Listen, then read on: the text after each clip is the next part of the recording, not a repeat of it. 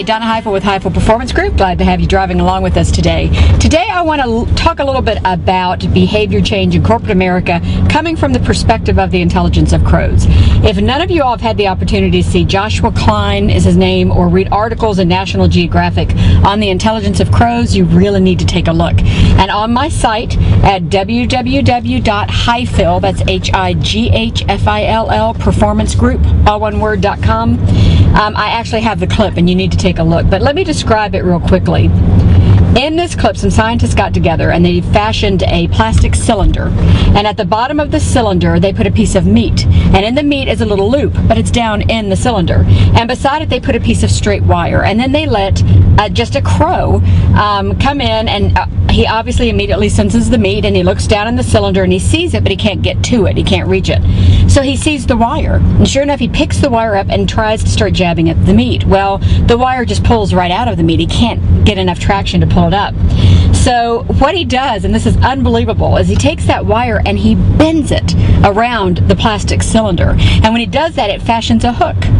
And so when he gets his hook, he then puts it back in his beak and he goes in and he hooks it under the loop and he pulls the meat out. And the scientists were shocked at how quickly he actually figured this out and fashioned that. And here's my point.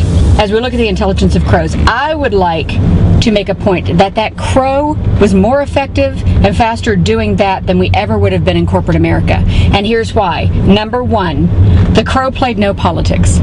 He did not get put on a team of people to figure out what to do to get the meat. He didn't have people at the table saying, well, wait a minute, why is he fashioning a hook? We ought to be fashioning the hook. That's our job. Or, you know, this should belong to HR, or this should belong to sales, or nobody was battling over how to solve that problem. The crow had no politics. Point number two, creativity was allowed.